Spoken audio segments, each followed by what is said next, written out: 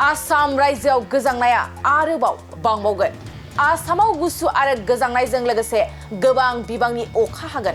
दिनैनिफ्राय 11 दिसेम्बरसिम खुवाजों लोगोसे गोबां बिबांनि गोजांनाय जागोन। आसाम, मेघालय, नागालेन्ड आरो मणिपुराव गोबां बिबांनि गोजांनाय जागोन।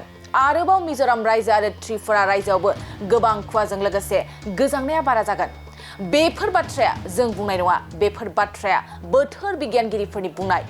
आसाम रायजोनि बबे बबे जिल्लायाव अखा हागोन होननानै बुंदों बोथोर बिगियाना।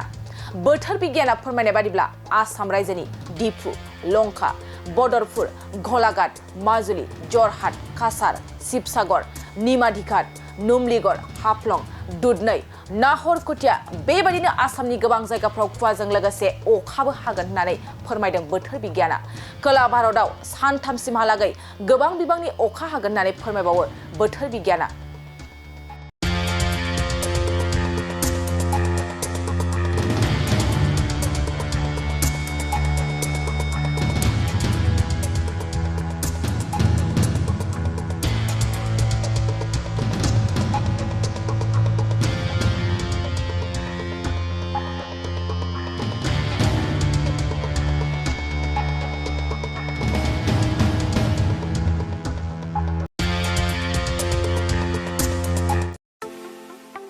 सना रुफा आरो हिरानि जुवेलारि गाननो मोजां मोनग्रा सुबुंफोरनि थाखाय गोजोनथाव खौरां।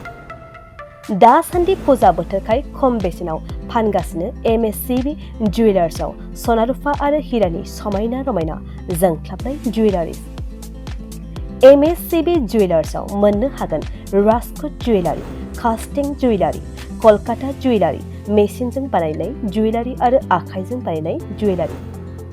लोगोसेनो हाबा हुखायाव गाननो थाखाय सना आरो हिरानि समायना जुवेलारिसफोरखौबो मोननो हागोन। MSCB जुवेलार्सआनो दं क'क्राझार सहरजों नांजाबनाय क'क्राझार रेल गेटनि साखाथि वार्ड नं 5 बिबेकानन्द पथआव। MSCB जुवेलार्सजों थोंजोङै जगाजग खालामनोबो हागोन 9954273079 जानबुं अनजिमायाव।